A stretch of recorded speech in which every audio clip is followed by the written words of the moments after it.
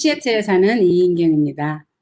저는 오늘 마태복음 11장 28절 수고하고 무거운 짐진 자들아 다 내게로 오라 너희를 쉬게 하리라는 주제로 바이블 묵상 1, 2, 3을 풀어보겠습니다.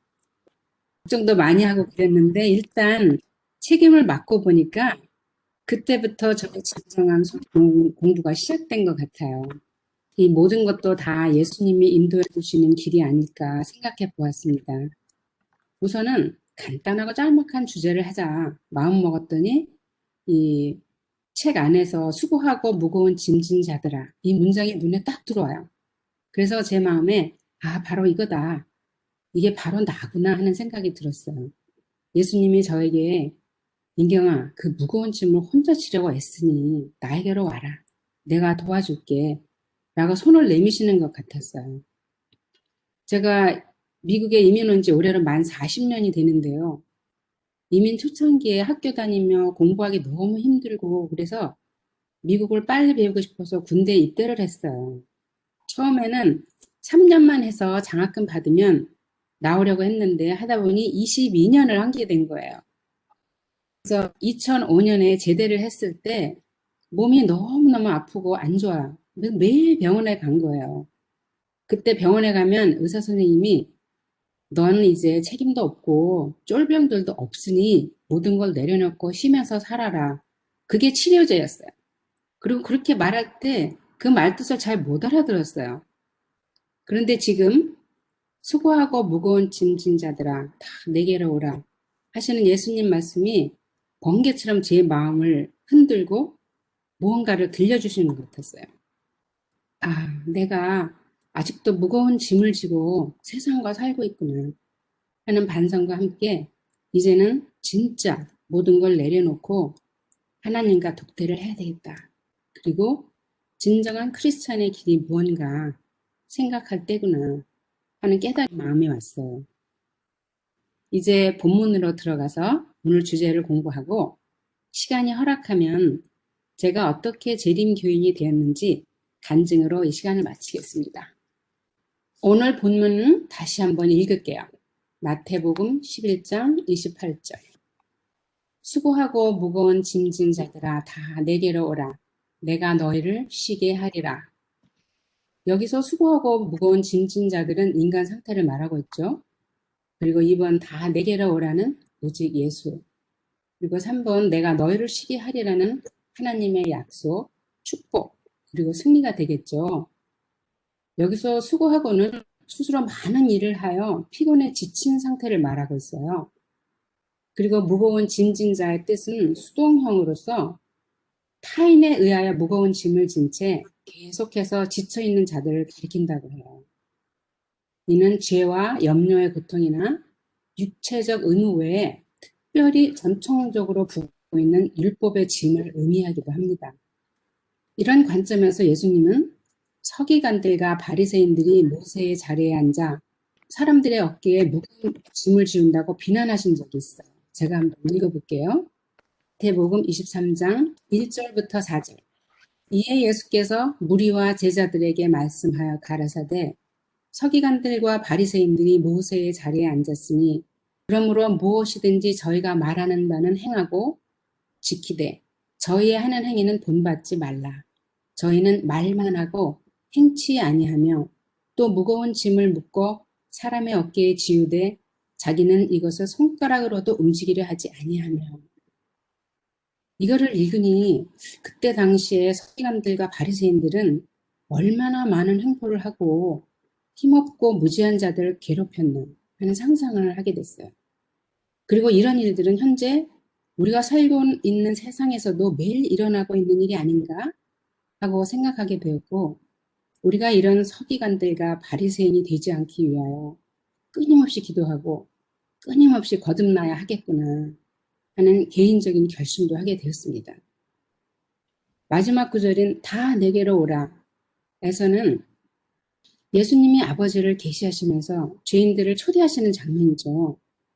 즉 예수께서는 당신에게 마음을 두고 나아오는 그 어떤 사람도 모두 받을 만한 넓은 사랑과 모든 인간을 친히 부르실 만큼 절대적인 권위를 가지시고 구원과 안식의 초대를 하고 계신 것입니다.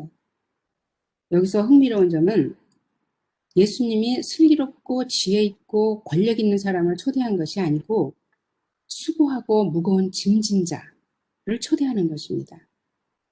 그 짐진 자들은 지혜는 없지만 순박하다는 사실입니다. 여러분, 우리도 이처럼 지혜는 없지만 순박하여서 예수님의 초대를 받으면 얼마나 좋을까요? 이 아침 말로만 하는 서기관들과 바리새인이 아닌 행동으로 모범을 보이고 진정한 사랑을 나눌 줄 아는 재림 교인이 되었으면 하는 바람의 끝으로 말씀을 줄이겠습니다. 그리고 나머지 시간은 제가 어떻게 재림 교인이 되었는지 간단한 간증으로 이 시간을 마무리할게요. 저는 아주 어릴 때는 성당을 다녔어요. 제 생각에는 그때는 성당에 가면 구호 물자가 나오니까 갔던 것 같아요. 그래서 학교를 끝나면 꼭 성경 공부를 보냈었는데 저는 너무 거기 가기 싫었던 거예요. 왜냐하면 그 수녀님이 아주 무서워요. 그 새까만 옷을 입고 다 가리고 얼굴만 내놨는데 제 기억에는 성당은 어둡고 무섭고 그리고 수녀님 책상 위에 놓여 있는 그 커다란 회초리 그것뿐이었어요. 그 회초리가 너무 무서워서 나중에는 성당 밖에서 놀았어요. 그냥 안 들어가고 놀다가 집에 가면 엄마한테 공부하고 온 척하고 들어간 거예요. 근데 중학교 이후로는 교회나 성당은 연회당이라는 이유로 금지, 못 가게 하는 거예요, 집에서. 그래서 너무너무 즐겁고 좋았어요. 그 무서운 수녀님은 이제 걱정 안 해도 된다. 거기서 해방이 된 것 같았어요. 그리고는 고등학교 2학년이 막 시작됐을 때 갑자기 아버지가 고혈압으로 쓰러지시고 돌아가셨어요. 그때부터 제 인생은 방향이 바뀌어져 버리고 세상은 우리를 다 버렸다고 생각했어요. 그때 당시에 이모들 몇 분이 교회에 다니셨는데 이모들한테 이제 저희가 의지를 하고 살아야 했어요. 한동안.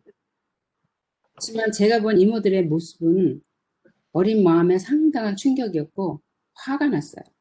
왜냐하면 새벽마다 교회를 찾고 일요일도 빠짐없이 교회를 가시지만 교회 안에서의 이모들과 교회 밖에서의 이모들은 다른 모습이었어요.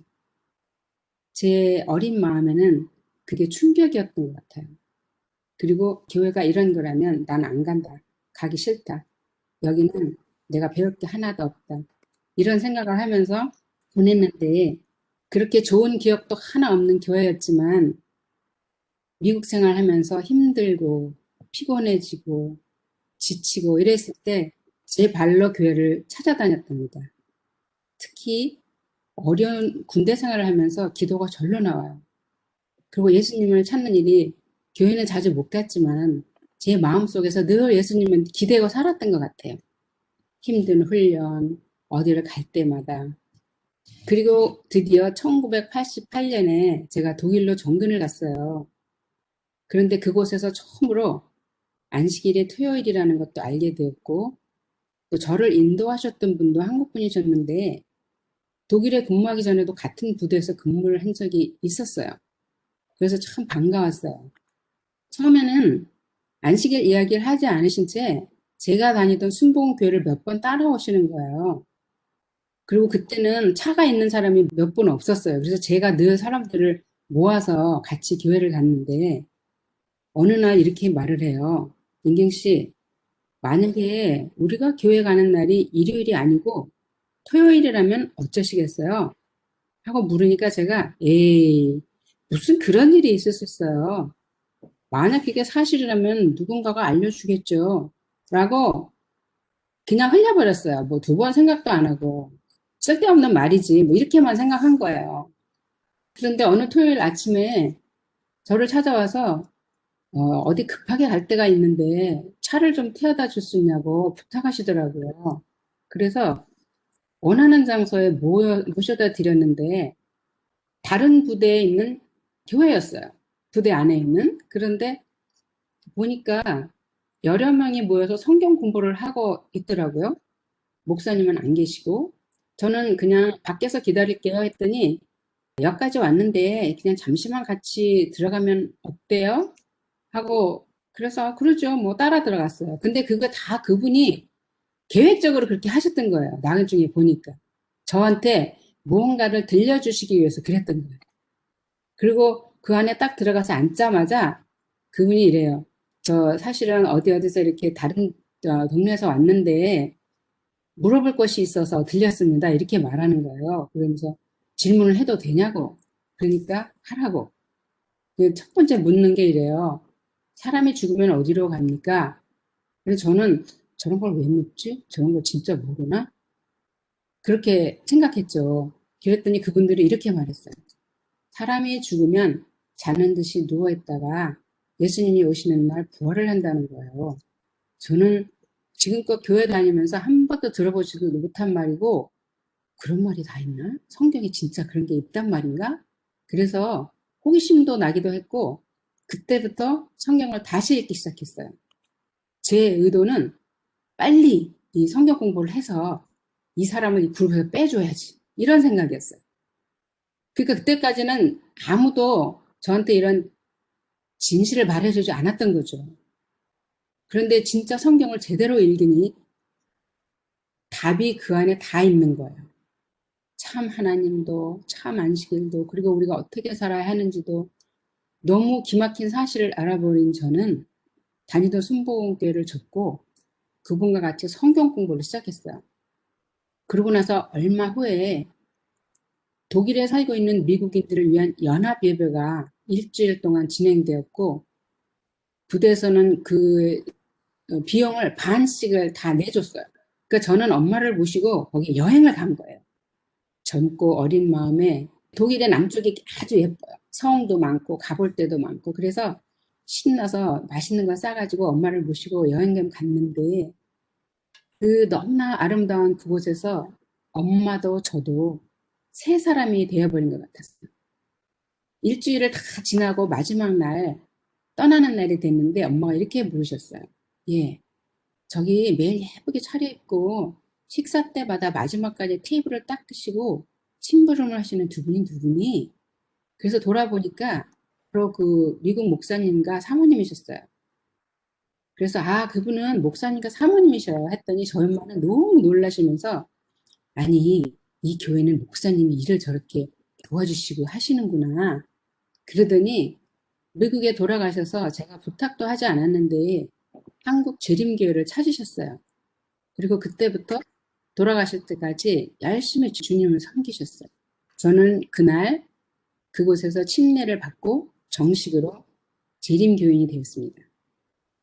저를 재림교회로 인도해 주신 분의 사랑을 저도 다른 이들에게 전해야 하는 사명을 가지고 있습니다. 그런데 쉽지 않아요.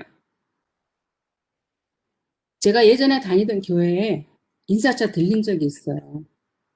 그 목사님 첫 번째 질문이 아 지금은 어디 교회 나가나? 였어요.